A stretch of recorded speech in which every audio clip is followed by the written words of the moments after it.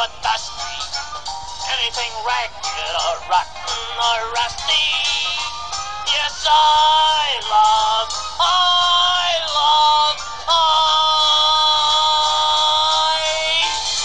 trash. Issues 128 to 133 revolve around Cap leaving New York to get a perspective on his personal life.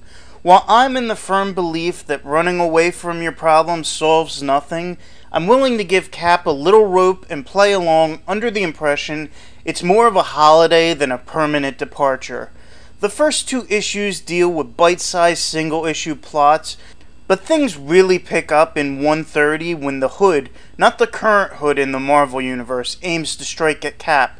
First by trying to use him to create civil unrest between the older and younger generations, in what I'm assuming to be a Berkeley College campus. Then in number 131, the Hood decides to seek out someone who looks like Bucky to gain revenge on Cap, and comes across an amnesiac look-alike. Drawing Cap to the residence where he's keeping the young man, he reveals himself to be none other than... Oh, you didn't think I was going to give it away, did you? Suffice it to say, it's quite a shock, and it explains why the Hood is after Cap, and it makes this issue pretty important. An amusing moment, though awkward for the reader, occurs when the Hood confronts the amnesiac guy and says, "Come to my place, where we can talk," to which the guy responds, "I'll go anywhere, anywhere." Okay. In issue 132, Bucky attacks Cap, and it's revealed that he's actually an android Dr. Doom created for MODOK. It's also revealed that MODOK has been behind everything in the last few issues, going so far to keep tabs on the Hood and implanting the idea of Bucky in his head.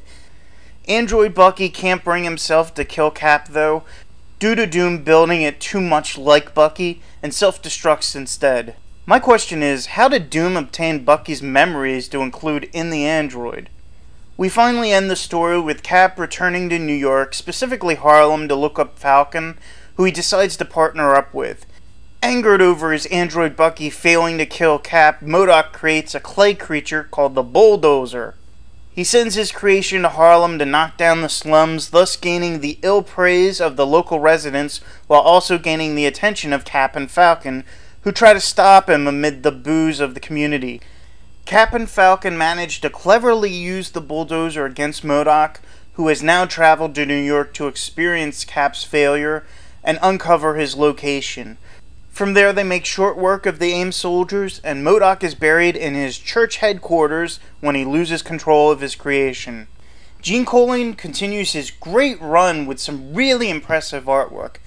I like how Stan talks about civil unrest, both in New York and on the college campus. It really speaks of the events at the time it was written. I also like how the Hood, and thereby MODOK, uses the Bucky look-alike to gain revenge on Cap. If I had any criticism for this story, it's that a lot of 133 feels really unneeded. If MODOK failed to get at Cap through an android Bucky, what makes him, and to an extent writer Stan Lee, think some B-grade creature would fare any better? That issue should have been spent on Cap realizing there's no point in running from his demons, and at least starting to come to terms with Bucky's death, in a sense moving on, and returning to New York to solve the rest of his problems, with MODOK in a couple panels vowing that Cap's days are still numbered. You know, after all the excitement of the previous two issues, one comic to transition into the next storyline would have been preferable. Overall, it was a fun read with a couple major shocking moments, and I recommend giving it a chance. Issues 134 to 138 are the beginning of Falcon's run as Cap's partner, including him in the title. 134 sets things up as we're introduced to Jody Jasper, Sam's nephew who runs numbers for a local crime boss, Stoneface. Jody gets caught by the law, and when Cap comes to speak on his behalf, Stoneface figures the kid's turned rat and sends some of his men to deal with the situation. Luckily, Cap and Falcon are there to save the day. 135 and 136 center around Dr. Eric Gorbo, a scientist for S.H.I.E.L.D. with a chip on his shoulder. He develops a serum that turns him into a gorilla while retaining his intellect. In an effort to impress a woman he works with, Gorbo figures creating havoc will do the trick. Cap interferes, the Mole Man makes an appearance, and Gorbo eventually sacrifices himself, realizing the error he's made. Spider-Man swings by for 137 to 138, first as a target for Falcon, who thinks he can make a name for himself by capturing the wall crawler for the police. Eventually, they team up with Cap to take down Stoneface, who has been released from jail and vows revenge on Cap and Falcon. While the latter issues are decent, my favorite of this group is 134. The last panel is Falcon looking out the window of his apartment with Cap in the background as they discuss what happened to Jody. Falcon ponders, "I'm thinking of all the thousands of kids like him out there. Kids who ain't gonna be so lucky. Kids who have lost their faith in the law, in the world around them, and in themselves. Kids with no one to turn to, no one to trust, with nothing but bitterness and contempt for the system. Where do they go, Cap? What do they do? What chance do they have?" To which Cap responds, "That depends on us, Sam, on all men of good faith everywhere. The world's like a giant powder keg waiting for the slightest spark of hatred to set it off. But so long as there are men willing to fight for justice, for tolerance, and for understanding, then maybe, just maybe, those kids will make it. Anyway, at least we know what it is we're fighting for and why we'll never quit." It's powerful stuff, and it's very well written by Stan. Gene Colan finishes up his run on the series as Joe Romita starts another run with issue 138. Overall, it's a solid continuation of the comic, and I suggest giving it a read. Issues 139 to 142 is a 4-part story arc featuring the Grey Gargoyle as the lead villain. His origin is retold, and we come to learn the effects of him touching people and turning them into stone lasts for about an hour. In a way, you'd think this would cheapen his threat level, but take into account that when he turns you to stone, you're ultimately immobile from him destroying you. So his threat remains. Cap first comes into contact with the Goyle while undercover as a beat cop solving the mysterious disappearances of officers and officials for the New York Commissioner. Later, Falcon shows up and follows the Gargoyle while Cap sticks around to see to the Gargoyle's victims. It seems that the Gargoyle has been experimenting again with the chemicals that created his situation and has managed to create something similar. He exposes it to Falcon, who becomes the Gargoyle's unwilling servant.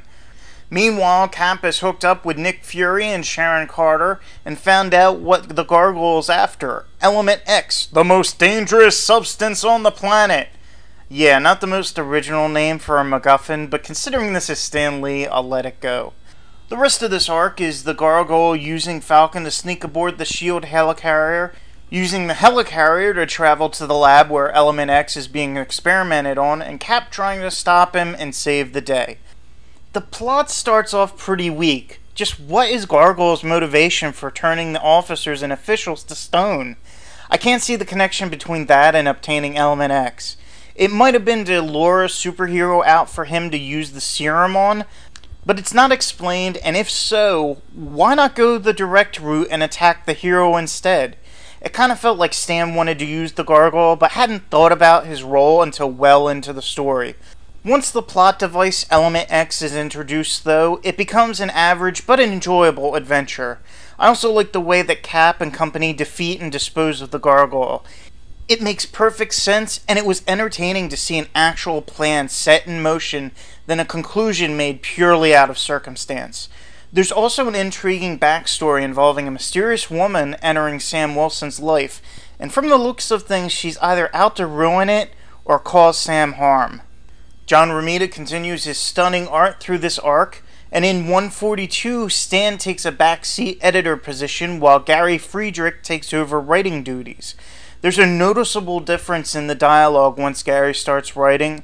The comic takes on a more street sensibility, with Sam and Steve actually talking jive, which I found to be a bit amusing. Overall, a decent arc, and I'm eager to see what Gary brings me in future issues.